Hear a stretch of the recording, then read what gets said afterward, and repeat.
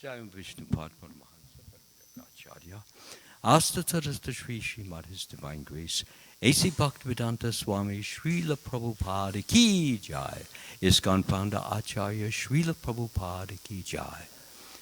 Anantakuti Vaishnava Vrinda Ki Jai. Namacharya Srila Haridas Thakur Ki Jai. Premsa Kaho Shri Krishna Chaitanya.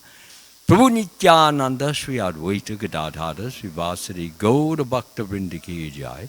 Shri Radha Krishna Gopa Gopinatha Shamakun Radha Kunda Giri Govardhana Ki Jai. Vrindavan Dham Ki Jai. Mayapur Navadip Dham Ki Jai. Jagannath Puri Dham Ki Jai. Ganga Mai Ki Jai. Yamuna Mai Ki Jai. Tulsi Devi Ki Jai. Bhakti Devi Ki Jai. Srila Prabhupada Transcendental Book Distribution Ki Jai. Harinama Sankirtana Ki Jai. Prasadam Distribution Ki Jai. Samaveta Bhakta Vrinda Ki Jai. All glories to the assembled devotees. All glories to the assembled devotees. All glories to the assembled devotees. And all glories to Sri Sri Guru and Gauranga Srila Prabhupada Ki Jai.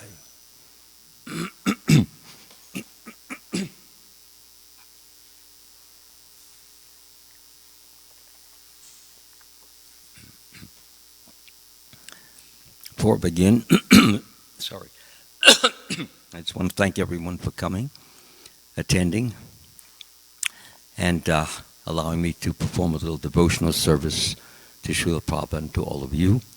It is a great blessing to be able to share with the Vaishnavas this great philosophy, and I pray for your blessings so that I may say something useful, beneficial, not only to myself but to all of you, so that we can all share in the delight and ecstasy of the Srimad Bhagavatam. Sorry, my voice is a little hoarse this morning. Try to scramble through it.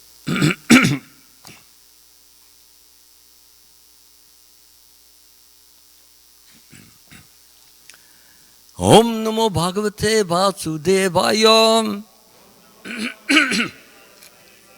Om Namo Bhagavate Vasudevaya.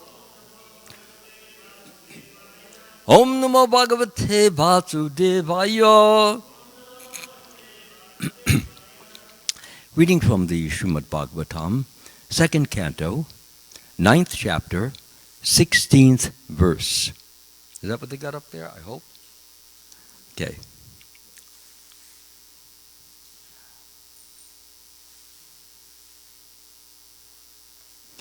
Vritya Prasada Abhimukham Drik Asabam Prasana Hasa Aruna Lochan Ananam Kirtanam Kundalinam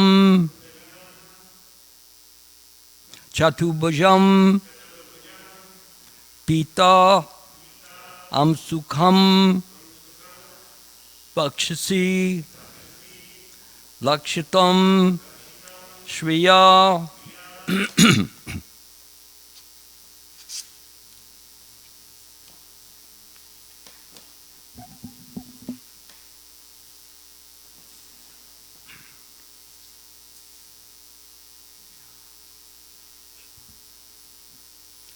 Vritya prasada bimukham drigasabam prasana hasaruna lochananam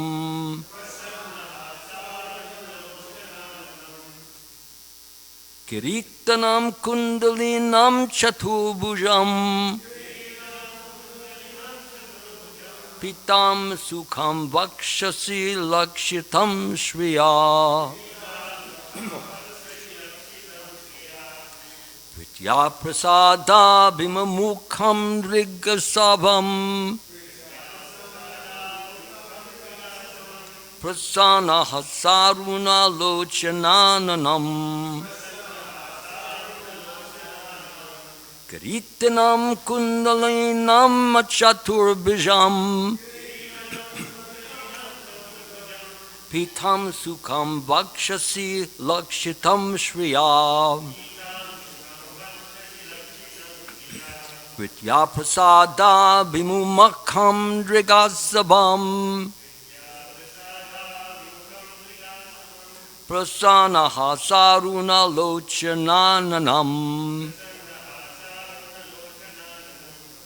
kiritinam kundalinam chaturbhajam pitam shukam vakshasi lakshitam shriyam. Please chant.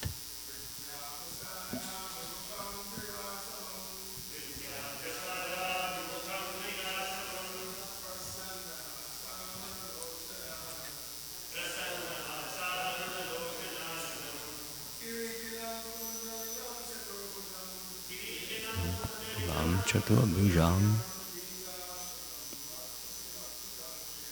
Pitham Sukham Vakshasi Lakshitam Surya.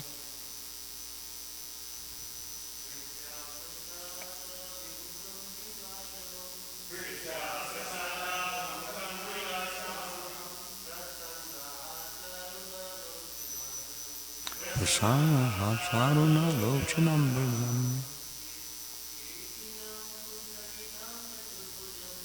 Kiritanam Kundalinam Chaturbhujam Pitham Shukam Vakshasi Lakshitam Shriya Pitya Prasanam Mukam Vilasavam Prasana Harasuna Lochananam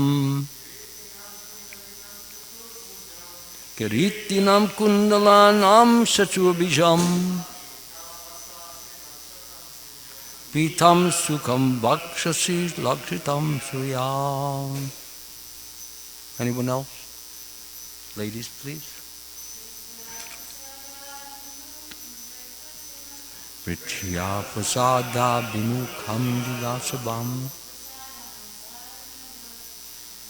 Prasanaha Saruna Lochananam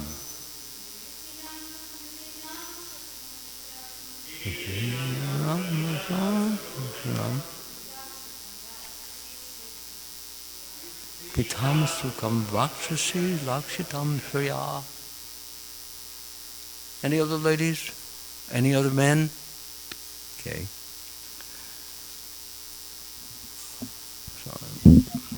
Vritya.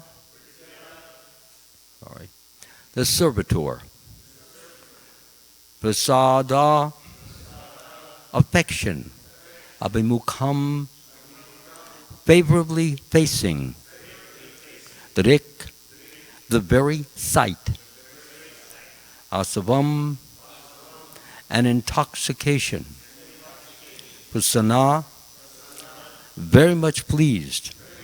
Hasa, smile. Aruna, reddish. Lochana, eyes. Ananam, face. Kiritana, with helmet. Kundalanam, with earrings. Chaturbhujam, with 4 hands. Pita, yellow. Amshukam, dress. Vakshasi, on the chest. Rakshitam, marked. Surya, with the goddess of fortune.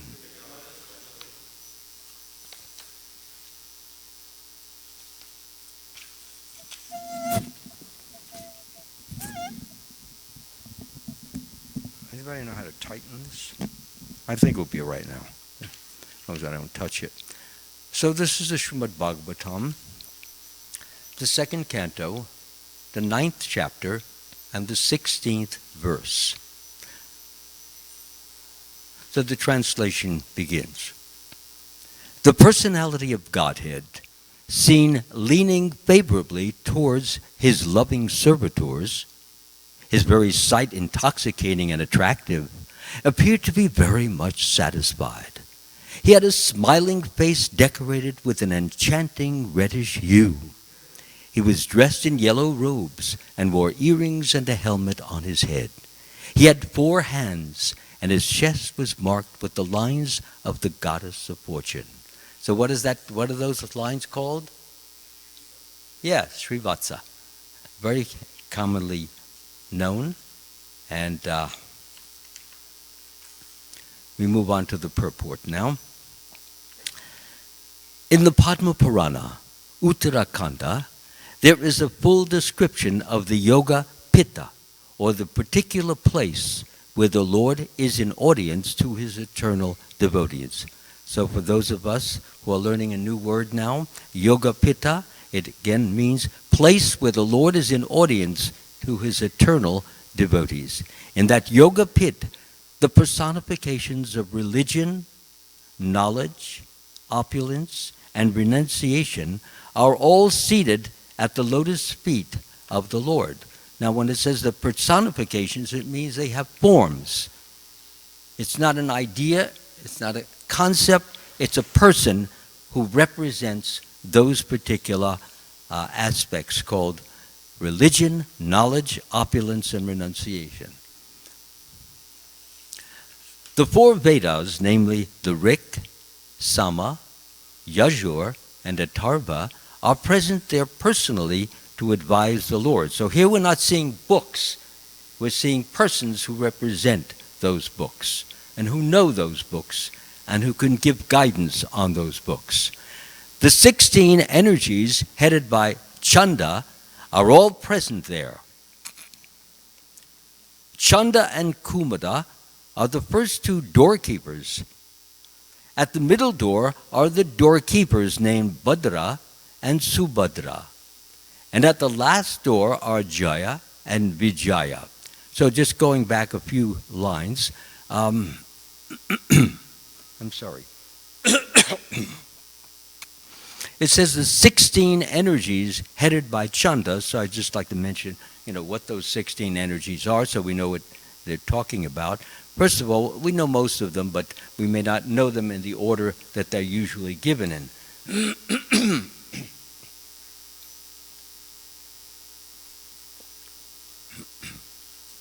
So 16, earth, water, air, fire, ether, 5.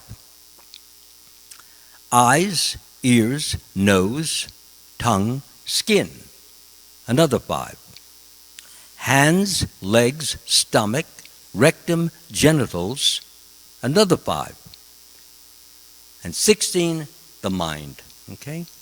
So coming back, there are other doorkeepers also named Kumuda, Kumudaksha, Pundarik, Vamana, Shankukarn, Savanatra, Sumukha, etc. The Lord's palace is well decorated and protected by the above-mentioned doorkeepers. In other words, nobody gets in unless they have a pass or unless they have a card. You can't crash the Lord's temple. You have to be invited, or you have to have authorization to get in. And that tells us right then and there that we are approaching or entering a very holy place, a very reverential place. It's not an ordinary place. And consequently, when we get near it, our palms should be joined, our head should be bowed, and we should show the proper respect to it so that we can obtain the blessings of the Lord, and he can see that we are, in effect, truly recognizing his greatness, his glory, and his wonder, rather than taking him for granted, treating him as an ordinary person, as sometimes happens.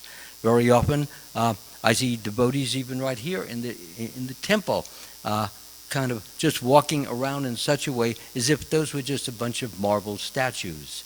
We have to be careful. I was taught at an early period in my time that even when you walk out, try not to walk out with your back facing the deities. It's not considered good order. I was told to face the deities and back out to the door and then turn around and leave. This is actually nice etiquette. It means that I don't want to put my back to the deity. Rather, I want to look at the deity. I want to show my respect to the deity. I want to show my love to the deity. And by so doing, the deity is looking at me favorably as I look at him reverentially. This is a very nice attitude, and it's the way we beget blessings and favors and goodness from the deities, because we are showing a kind of respect that sometimes devotees ignore, disregard, don't even care about, because they take it for granted. They think that they're just there. And that's what happens. Is a saying which says that if, I don't remember the way it exactly goes, but when we see something very often, it loses its, in our mind, it loses its importance. And the result is that it becomes unimportant, and we treat it unimportantly. So I pray and hope that I don't do that, and I know I do it sometimes, and that no one here does that, so that the deities feel that we are not just dressing them and beautifying them, but we are loving them and revering them and looking up to them.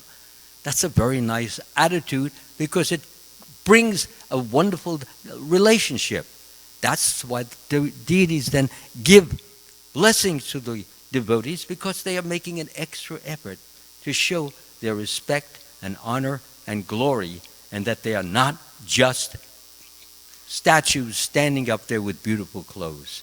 And if any people come into this room and they see us doing that, they can get the sense that this is not something ordinary. These are not dolls. These are some great divinities.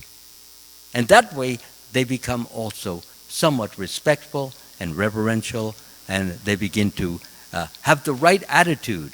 Even when you go into the Catholic Church, it is rare that people are just walking around or looking at their Jesus in an indifferent, uncaring, thoughtless manner. I rarely have ever seen that.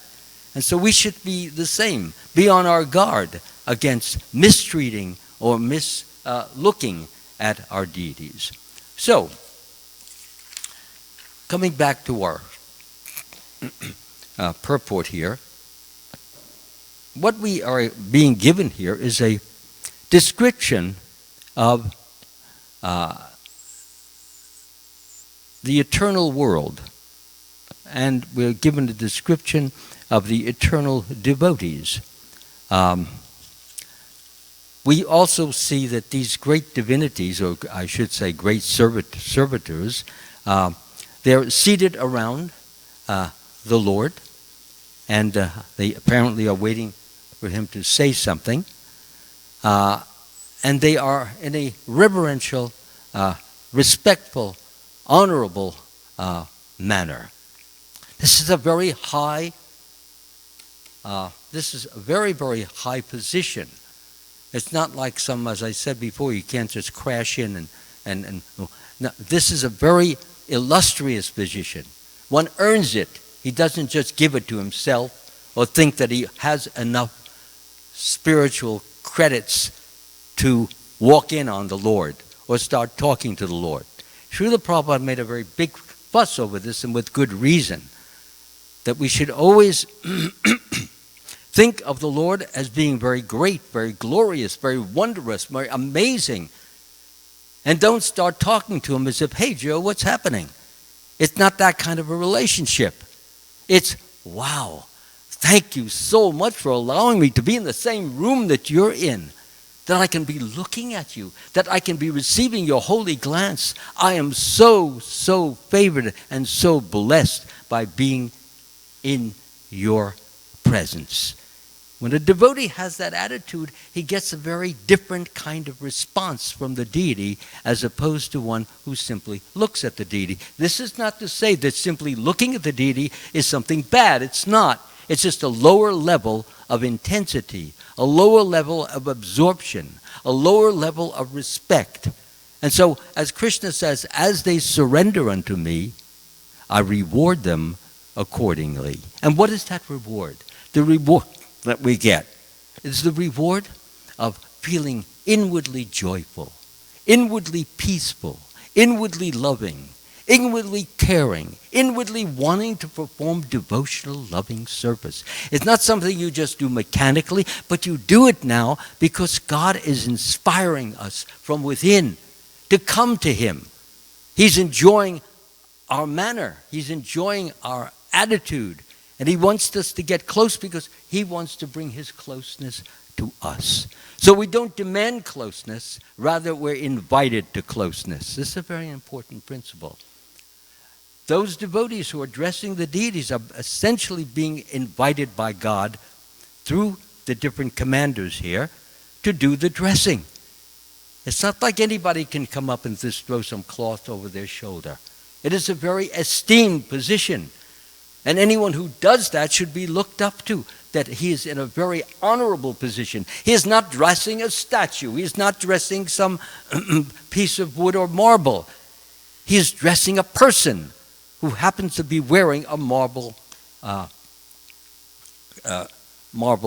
form.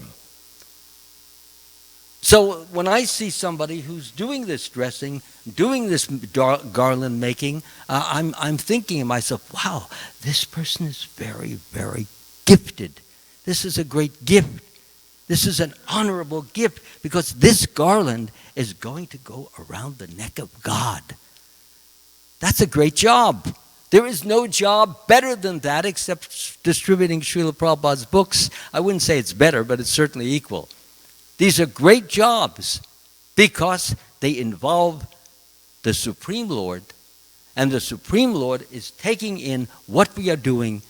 And if we are thinking of God while we are doing the service, He is giving His inspiration in our heart so that we want to do it well. We want to do it excellently. We want to do it perfectly. That's what loving devotional service is about. It's not merely doing it. It's doing it in a way that will give pleasure to Krishna. And if we do it in that way, and we beg the Lord while we are doing this service, please guide me. Please help me.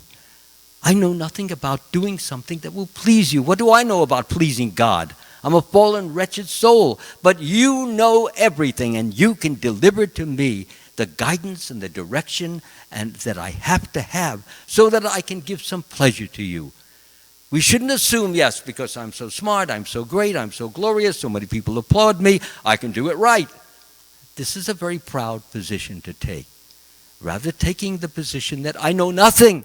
I'm fallen, I'm wretched. This is Haridas Thakur's position. And the Lord Chaitanya just gathered him up in his arms with such pleasure and such love because of his great humility. So the same thing, we can learn from all these great servants. What do I know about dressing you? What do I know about putting some makeup on you? What do I know about putting a helmet on you? I know nothing about these things, but you know everything, and you can share with me what you know so that I can do it in such a way that you will be pleased. And that's all that devotional service is about, pleasing God. And pleasing God means having a communication with Him so that we get that guidance to be able to do something in a way which will give pleasure to Him. It's not a matter of merely doing it and getting the job done. That's not it. So many persons, including myself, do that, and it's wrong. We have to always be aware of the fact this is greatness next. I'm looking at greatness. Right now I'm seeing Lord Jagannath's beautiful eyes. I'm seeing greatness. I turn and I see Lord Chaitanya's beautiful form. I see greatness. I see devotees looking at those forms. Those devotees are manifesting greatness just by their reverence. This is a wonderful attitude to have because in that manner, devotees treat each other in a very affectionate, very loving, very kind, and very sweet way because we are being very careful about how we are looking and addressing the Lord. That courtesy, that respect, that honor will carry off into our activities as well. And when we have those types of qualities of kindness and sweetness and generosity and cheerfulness, when we have those, not only is that pleasant to the Supreme Lord, But other people who we talk with, whom we interact with, they will feel it. And when they feel our affection, they feel our love, they feel our care, that will make for excellent relations. Generally, as I said, people get into trouble with each other because they don't really care for one another. It's just another body. And that's not the way a devotee is to think. It's not just another body, it's a devotee body. It's a body that is filled with love and affection and dedication and reverence and glory for the Lord. Therefore, I should respect it especially highly. Not take it as an ordinary body. It's a great body. And actually, as Srila Prabhupada mentions in some of his purports, it's a spiritual body. It's been spiritualized by so many spiritual activities. And being a spiritual body, it radiates. Everybody radiates an aura. And the radiation of sweetness, of goodness, of kindness, of charity, of love and affection, when it goes and it hits you, it influences us. And when we are that's why Lord Chaitanya speaks as association. There are 5 main qualities, 5 different kinds of services, which he mentions: chanting the holy name, hearing the Srimad Bhagavatam, associating with devotees, worshiping the deity, and living in a holy dham. So associating with devotees doesn't mean sitting down with somebody there. It means accepting and being aware of that there's a radiation there's an aura. Those who are psychically awakened can see this aura. It has different colors. Those who are more awakened can see the density of the colors. Those who are just becoming awakened will hardly see those colors. Sometimes at night you can actually see them quite well.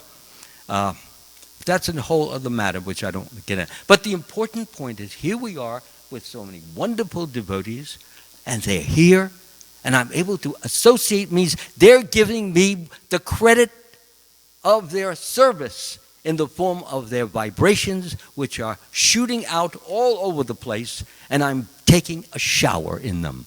Isn't that something to be grateful to? Rather than just taking that just another body sitting here for 20 minutes, and then I won't see him. That's impersonalism, indifference, uncaringness.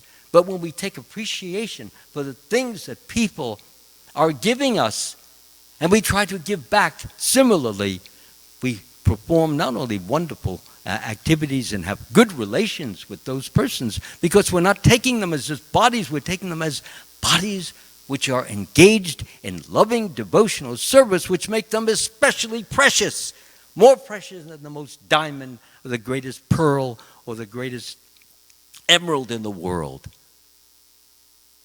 So a devotee must be always thought of carefully. We have to be very careful to not commit offenses against them. And by thinking about how we speak and how we act and how we estimate, we will not make offenses. But if we just do things mechanically, indifferently, uncaringly, thoughtlessly, we will make offenses. I know I have made them for that very reason. And so I'm simply sharing my faults with you and praying for some blessings that I don't commit those faults any further. So this is the idea. All these great personifications, personification of religion, knowledge, opulence, renunciation, they're seated at the lotus feet of the Lord. They have done quite a bit. They have earned this position. And when we see them, or we know that who they are, that's why we throw ourselves at their feet so we'll get their blessings. And maybe, just maybe, we too will have that wonderful reverence and honor and glorification for God, Krishna. And He will also maybe give us a position which will be a little closer to Him, as these devotees, they're very close to Krishna. Yes, being close to God is a good thing, but on the other hand, one should not be so presumptuous to think that I'm so great, I'm so wonderful, I'm so glorious, I've done so many great services, I deserve to be close to God. No! That should never be our attitude. Our attitude should be the very opposite. And if we read the words of Haridas Thakur, when he gets near Lord Chaitanya Mahaprabhu, he tries to stay away. He says, no, I don't want to contaminate you. Lord Chaitanya, no, you can't contaminate me. You know who I am. He said, nonetheless, I just don't want to be in such a situation as to be indifferent to who you really and truly are. So this is very great. The same when we have a great devotee comes here. Maybe he's a GBC member, or possibly he's a spiritual master, or he may be some great sannyasi. When the person comes, our position should be, wow, what a great blessing of us. What a great benediction. Thank you, Krishna, for granting me this. And we should treat that person in the same wonderful, looking up way. Thank you for coming. Sometimes a sannyasi comes, or a spiritual master comes. How many of us are saying when we see them, thank you so much for coming and blessing my life. You're so kind and sweet. I hope I can do some service for you, at least give you a cup of water. May I do that? This is a nice attitude to have. And it shows that we think beyond the nose, that we think from the heart. And when we think from the heart, we want to do something for someone. And wanting to do something for someone is a charitable disposition. Lord Chaitanya is called the most munificent person. Munificent is another fancy word for charitable. And when our whole heart is set with this attitude of wanting to do things, when you see an opportunity, jump on it, run to it. Don't let it just hang there and get lost. This is so important. I see different opportunities. Like, I'll give a very simple and shoddy example. So Vas was doing the Arctic today. So I was watching him, and I said, hey, there's an opportunity to do in a few seconds of service. So I immediately grabbed the whisk that he had, and I gave him the what do they call it? That tail. What is that bird again? Peacock. So I gave him the other one. So I had a little service to do. I could have just been standing there and serving. That's service also. But when you do something which shows interpersonal relation, it shows loving relation. And the person who's receiving it is very thankful and very gladdened. Because I didn't have to do it. I could have ignored it. I could have disregarded it and left it alone. But I wanted to get the benefit of serving a senior, excellent devotee, his temple president. So Krishna likes that. And that's how you keep storing up credit upon credit upon credit, until finally the credits are so great that we are ready to go back home, back to Godhead. What do I mean by credits? Just what I'm talking about. Prabhupada uses the term again and again and again, loving devotional service, especially that kind of service which has not been assigned to us. You see a flower lying on the floor here. It's a flower that was in touch with Prabhupada or in touch with the Lord. Do we leave it there so that everyone can walk all over it? Pick up the flower. Put it in your pocket and worship it or smell it. But don't leave something which is worshipable and glorious and wonderful. Don't leave it to be stepped on, because that shows our lack of honor for Krishna's different items.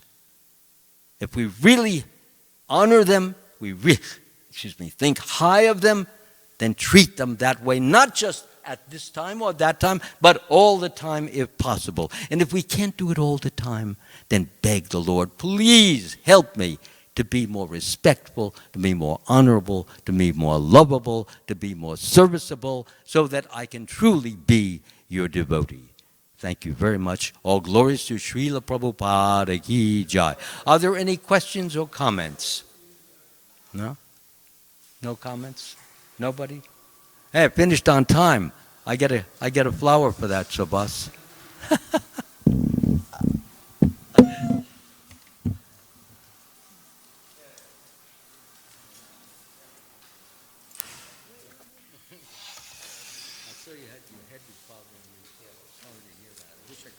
have 4 arms. Take 2, massage, and the other 2. Bless. Oh, okay. Good shot. Thank you.